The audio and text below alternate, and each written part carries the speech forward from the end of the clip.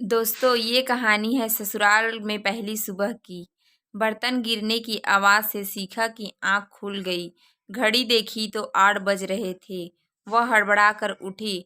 उफ, मम्मी जी ने कहा था कल सुबह जल्दी उठना है, रसोई की रस्म करनी है, हलवा पूरी बनाना है, और मैं हूँ कि सोती ही रह गई। अब क्या होगा पता नहीं। मम्मी जी डैडी जी क्या सोचेंगे, कहीं मम्मी जी गुस्सा ना हो जाए। हे भगवान, उसे रोना आ रहा था। ससुराल और सास नाम का हवा उसे बुरी तरह डरा रहा था। कहा था दादी ने, ससुराल है, जरा संभल कर रहना, किसी को कुछ कहने का मौका ना देना, नहीं तो सारी उम्र ताने सुनने पड़ेंगे। सुबह सुबह उठ जाना, नहा धोकर साड़ी पहनकर तैयार हो जाना, अपने सास ससुर के पांव छूकर उनसे आशीर्वाद लेना। कोई भी ऐसा काम ना करना जिससे तुम्हें या तुम्हारे माँ बाप को कोई उल्टा सीधा बोले। शिखा के मन में एक के बाद एक दादी की बातें गूंजने लगी थी।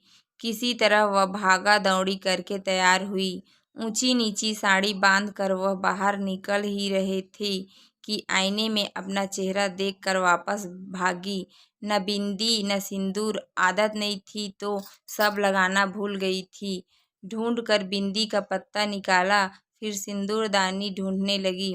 जब नहीं मिली तो लिपस्टिक से माथे पर हल्की सी लकीर खींचकर कमरे से बाहर आई। जिस हड़बड़ी में शिखा कमरे से बाहर आई थी, वह उसके चेहरे से, उनकी चाल से साफ झलक रही थी। लगभग भागती हुई सी वह रसोई में दाखिल हुई और वहां पहुंचकर ठिठक गई। उसे इस तरह हड़बड़ाते हुए देखकर सासू माँ ने आश्चर्य से उसकी तरफ देखा। फिर ऊपर से नीचे तक उसे निहार कर धीरे से मुस्कुराकर बोली, आओ बेटा, नींद आई ठीक से या नहीं? अकचका कर बोली, जी मम्मी जी, नींद तो आई मगर जरा देरी से आई, इसलिए सुबह जल्दी आंख नहीं खुली।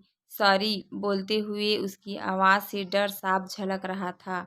सासू माँ बोली, कोई बात नहीं बेटा, नई जगह है, हो जाता है। शिखा हैरान होकर उनकी ओर देखने लगी, फिर बोली, मगर मम्मी जी, ओ हलवा पूरी? सासू माँ ने प्यार से उसकी तरफ देखा और पास रखी हलवे की कढ़ाई उठाकर शिखा के सामने रख दी और सहज जैसे मीठे स्वर में बोली, हाँ बेटा, ये लो, इसे हाथ से छू दो। शिखा ने प्रश्न भरी निगाहों से उनकी ओर देखा। उन्होंने उसकी ठोड़ी को स्नेह से पकड़कर कहा, बनाने को तो पूरी उम्र पड़ी है, मेरी इतनी प्यारी गुड़िया जैसी बहू के अभी हंसने खेलने के दिन हैं। उसे मैं अभी से किचन का काम थोड़ी ना कराऊंगी। तुम बस अपनी प्यारी सी मीठी मुस्कान के साथ सर्व कर देना। आज की रस्म के लिए इतना ही काफ़ी है। सुनकर शिखा की आंखों में आंसू भर आए।